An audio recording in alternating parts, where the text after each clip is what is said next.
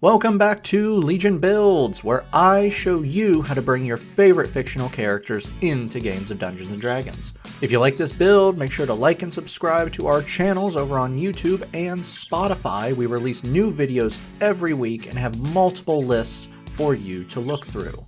Today we are building the ultimate antagonist of the Star Wars franchise, Emperor Shiv Palpatine, aka Darth Sidious. Palpatine is the ultimate charismatic politician and high-functioning manipulator. Thankfully, those two qualities are only found in fictional universes and not in real life. That was meant to be a joke, but now I'm just sad.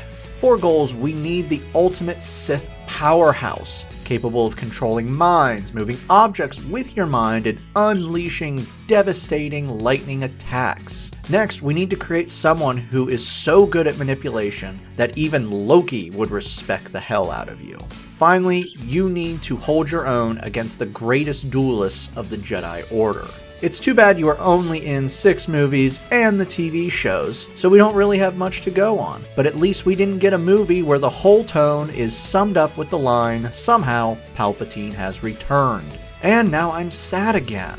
We're using standard point array and we are multi-classing, but don't worry as they use the same stat. Warning, we are multi-classing spellcasters, so make sure to read up in the player's handbook page 164 to know how many spell slots you will have. Let's start off with Charisma at 15. You wormed your way up all the way to the top and no one noticed you're a slime ball wrapped in expensive clothes, bad hair, and a horrible wait, who am I talking about again?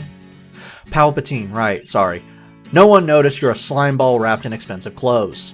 Dex will be next at 14. You're agile for someone your age, and you are really good at fighting in duels. Wisdom will be 13 as you're really good also at figuring people out. Intelligence will follow with a 12. You didn't just win over with dumb luck, you knew what you were doing. Con will be a 10 as you just sit behind a desk all day and get people to join your death cult so they can do all the work for you. I'm assuming that's why you kick so much Jedi ass, just sitting there conserving your energy until finally you needed it. Finally, we'll dump strength as it's not important for this build, and something tells me you're pretty frail.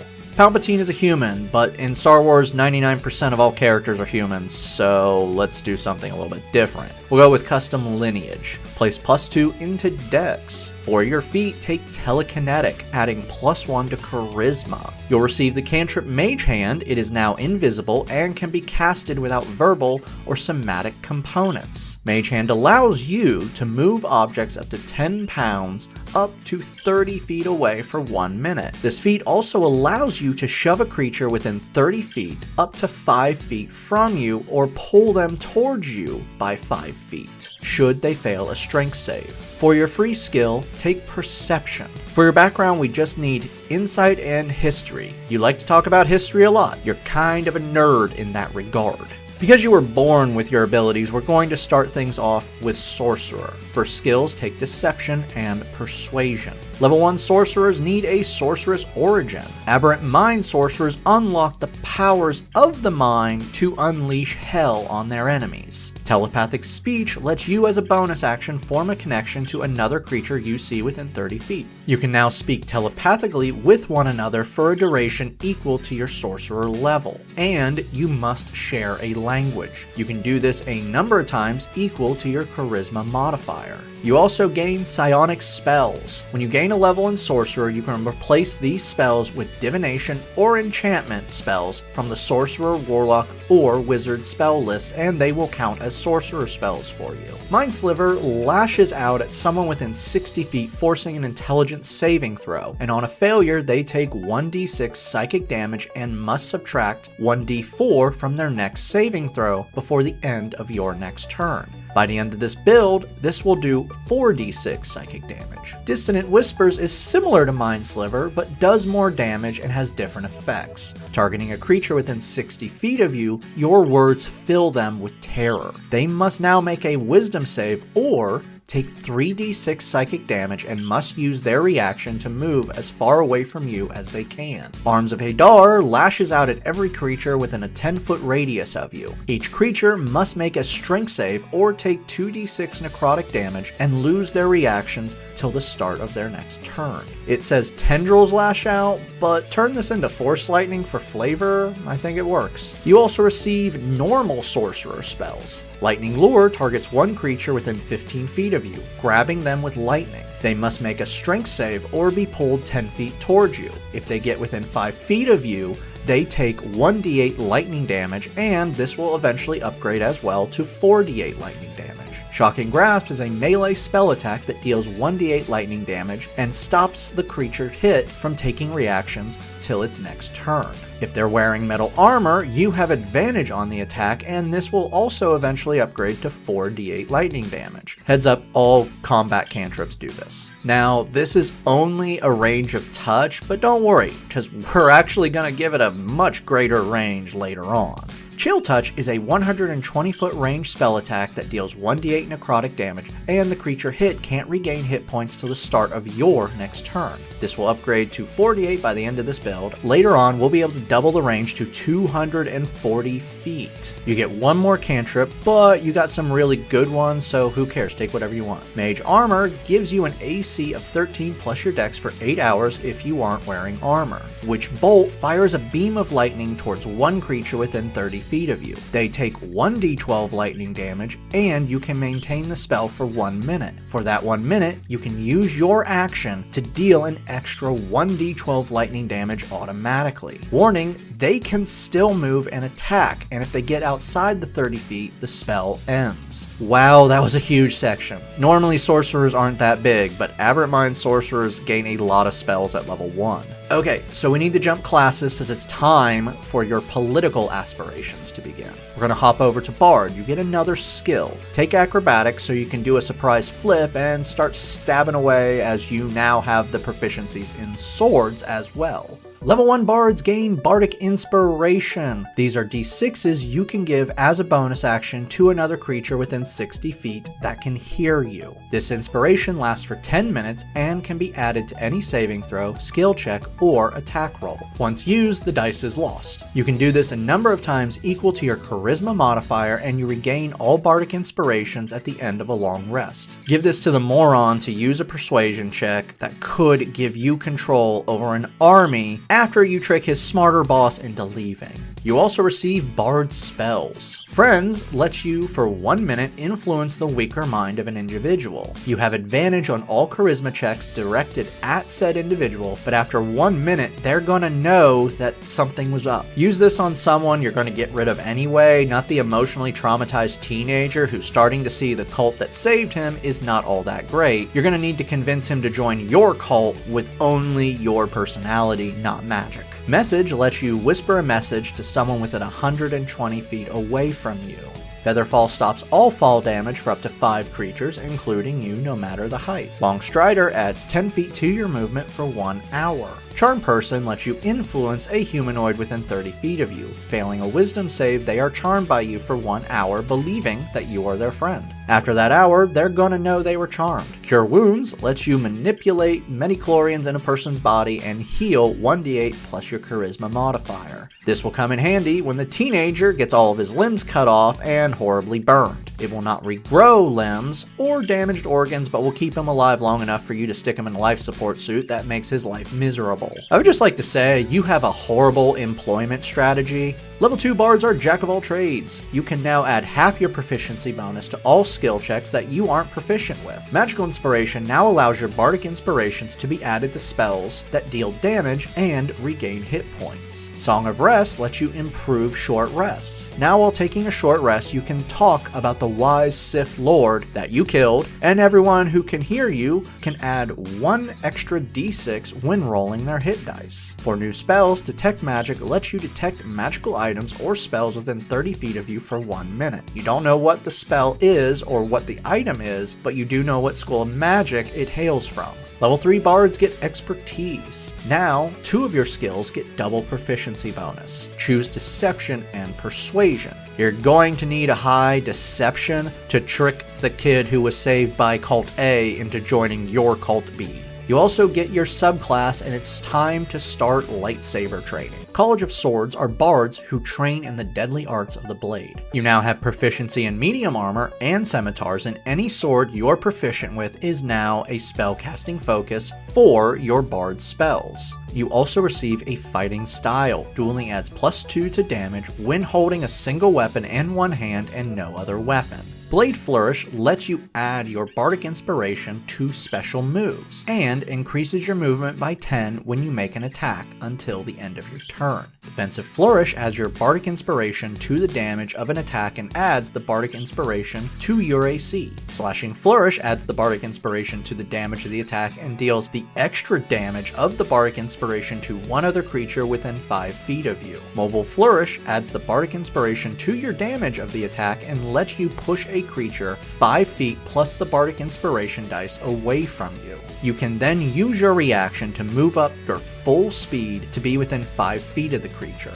For your new spell, Calm Emotions suppresses the emotions of humanoids within a 20-foot sphere. Each creature inside the sphere must make a charisma save. On a failure, you can pause one effect that is causing them to be charmed or frightened, or make them indifferent to other creatures. Level 4 bards receive our first ability score improvement. Place this into charisma for better spell attack bonuses, spell DC, and charisma checks. For your new spell, Detect Thoughts lets you detect surface thoughts of one creature within 30 feet of you. You can also delve deeper into their mind by forcing a wisdom save. You also get a new cantrip, but you're good. Go wild and choose what you want. Level 5 bards receive an upgrade to their Bardic Inspiration, making them a D8. Font of Inspiration lets you regain all Bardic Inspiration dice on a short or long rest now. For your new spell, Hold Person lets you paralyze a person within 60 feet of you for 1 minute with your mind by forcing a wisdom save. They can re-roll the save at the end of each of their turns. Level 6 bards of the College of Swords receive extra attack. You can now attack twice with a single action. For your new spell, Knock lets you open a locked object within 60 feet of you, like a door, window, box, or a lock, or several other things. If the object has Arcane Lock on it, it instead suppresses the magic for 10 minutes, allowing the DC on the lock to drop. Be warned, this is actually not a silent spell. People are gonna know you're using it. Level 2 sorcerers receive Font of Magic. Now you have sorcery points that will be able to be used to change your spells. Right now you can only use these points to earn spell slots for more points, or burn points for more spell slots. For your new spell, False Life gives you temporary hit points equal to 1d4 plus 4, and you can use higher level spell slots to add 5 hit points per spell level. Level 3 sorcerers gain meta magic options. These are special things that can change your spells by burning spell points. Distant Spell doubles the range of spells that have a range of 5 feet or higher, or turns touch spells into range of 30 feet. Your Shocking Grasp now has a 30-foot range to it. Twin Spell now lets you choose 2 targets with a spell that targets a single creature, like Shocking Grasp. Instead of targeting 1 creature, you can now hit 2 creatures. You also receive psionic spells, but guess what? You already have them because of your bard levels, Calm Emotions and Detect Thoughts. So we're going to be replacing those, but we can only do 1 per level. Replace 1 with Gift of Alacrity. This lets you add 1d8 to your initiative rolls for 8 hours. For your new spell, Jump triples your jump distance for 1 minute. Level 4 sorcerers receive an ability score improvement. Let's cap off Charisma with a 20. Now let's replace your duplicate psionic spell. Identify lets you know the name of a spell or magic item. You also know all the details about the spell or magic item, such as charges, requirements, so on. For your new spell, Shield lets you add 5+ to your AC and automatically stop magic missile as a reaction. Gust releases a small shockwave that can do one of 3 effects. First, it can force a strength saving throw on 1 small or medium creature, pushing them back 5 feet on a failure. It can also push an object that weighs up to 5 pounds up to 10 feet away but not damage it. Finally, it can create a harmless sensory effect. Level 5 sorcerers gain magical guidance. You can now spend 1 sorcery point to reroll 1 failed skill check. You also gain more psionic spells. Hunger of Hadar creates a 20-foot radius sphere of darkness. Any creature that starts its turn inside the sphere takes 2d6 cold damage, and any creature entering it takes 2d6 acid damage. This spell makes absolutely no sense for you, so if you want, you can replace it with an enchantment or divination spell that suits you better. Sending lets you send a message with unlimited range of 25 words or less to any creature you are familiar with. This can be anywhere in the material plane or another plane of existence, but this has a 5% chance of not working if crossing dimensions. That one makes a little bit more sense for what you are. Now, let's give you the awesome power of the Sith. For your new spell, Lightning Bolt fires lightning from your hands in a 100-foot long, 5-foot wide line. Every creature in the line must make a dex save or take 8d6 lightning damage, and you can bump this up with spell levels to add d6s. Level 6 Sorcerers of the Aberrant Mind origin receive Psionic Sorcery. You can now cast any of your psionic spells without a spell slot, but instead spending sorcery points. Doing so means they no longer require spell components, such as hand movements or verbal components. But if it requires a material component that will be consumed by the spell, it still needs that. And this includes the spells you are replacing. For your new spell, Blur makes you harder to hit. While maintaining concentration, any attack against you is at disadvantage, unless the creature has blind sight or true sight. Level 7 Sorcerers receive new psionic spells. Avard's black tentacles fill a 20-foot square with black tendrils within 90 feet of you. When a creature enters the square, they must make a dex save or take 3d6 bludgeoning damage and can be restrained. They can use their reaction to try and free themselves on their turn. This can kind of be reflavored to be Force Lightning in my opinion, so I would actually keep this one. Summon Aberration summons a horror of the far realm to fight for you for 1 hour. When it's summoned, you choose its form, a Slad, Starspawn, or Beholder, and this grants special abilities. This spell really doesn't make much sense for you, so go ahead and replace it if you want, but it's up to you. For your new spell, Haste lets you choose one creature within 30 feet of you, including yourself. This creature now has their movement doubled, adds +2 to AC, has advantage on all dex saves, and can now make an additional action. But this does not benefit from extra attack, and you can't cast spells with it. Now when the spell ends, the creature can't move or take actions for 1 turn. Basically, think of the fact that you've been sitting for days on end, Jedi come in, rush them, beat them, now you're really just tired. Level 8 Sorcerers gain another ability score improvement. Let's place this into Dex for better AC and better attacks. For your new spell, Levitate lets you choose one object or creature, including yourself, that you can see within 60 feet. The chosen target raises up 20 feet, and by maintaining this spell, you can lower and raise them by 20 feet each turn. The target can't be more than 500 pounds and can only move horizontally by moving as if it were climbing. So you can only go up and down, but they can make themselves move horizontally. Level 9 Sorcerers receive new psionic spells. Rari's Telepathic Bond forges a telepathic link between you and up to 8 willing creatures for 1 hour. It has no set distance, but can't cross dimensions. Telekinesis grants you stronger telekinetic abilities. You can now pick up and hold a creature up to size huge by contesting your spellcasting modifier versus their strength. You can move them up to 30 feet in any direction, including up. To maintain the grip, you must redo the contest. You can also grab objects and move them. This is a concentration spell and lasts for 10 minutes. For your new spell, Confusion targets creatures within a 10-foot radius sphere you create within 90 feet of you. Each creature must make a wisdom save or become confused. Once confused, you roll a d10 and determine how they are confused. There is a whole chart. I'm not going to go over the chart. Have fun looking that up. At the end of each of the affected creature's turn, they may attempt to re-roll the save.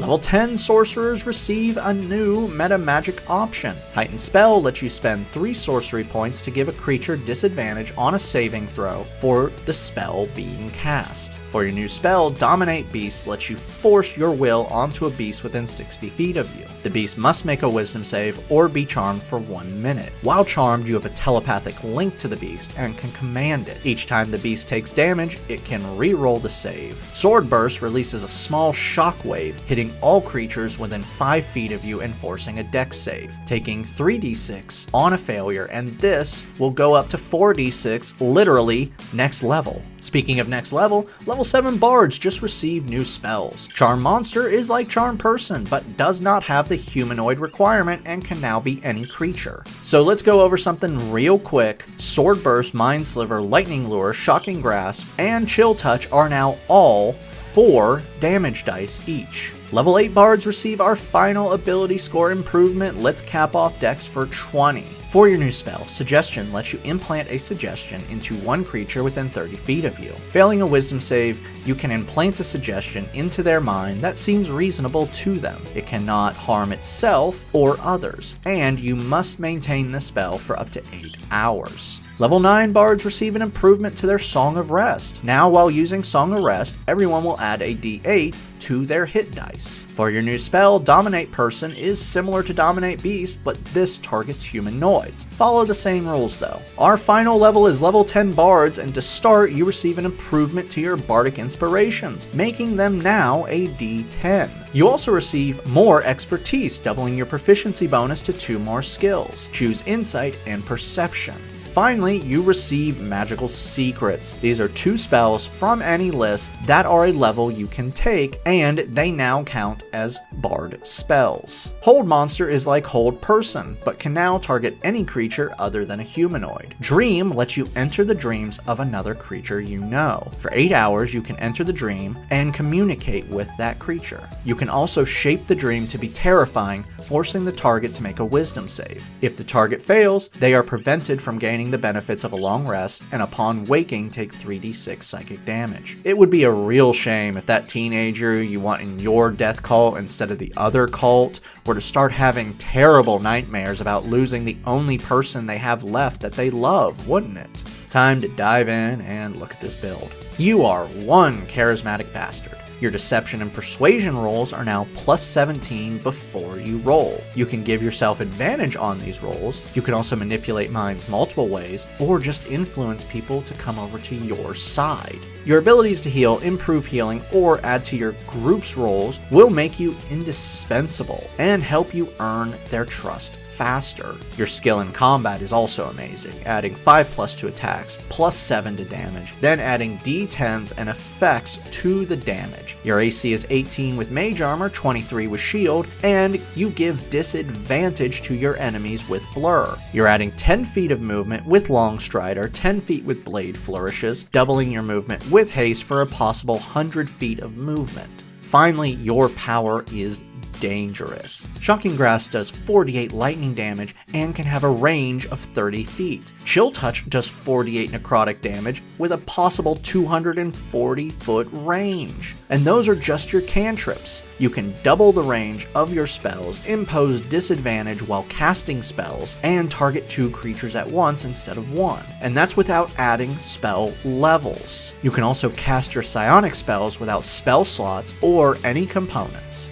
Downside: like all spellcasters, you suffer the spellcaster curse. You have a lot of concentration spells, and in all honesty, all of them are good. Just looking over your list at all of them: Blur, Witch Bolt, Charm Person, Charm Monster, Haste, Confusion, Levitate, Dominate Beast, Dominate Person, Hold Monster, Detect Thoughts, and it goes on. Hell, practically your entire list is concentration spells. Finally, while you're good with the sword, you're not dealing magical damage with it, so you'll have to rely on your cantrips and your 1 combat spell to get past higher level resistances. In the end, you are the face of the party, dominating minds and hearts to get you where you want to be, all while making sure you're always at advantage. Thank you for joining us again. If you like this build, please subscribe to our channels to never miss new ones. And if villains are what you want to play, we have plenty of those in past builds, including Boogeyman, Michael Myers, Pennywise, Norman Bates, and Freddy Krueger.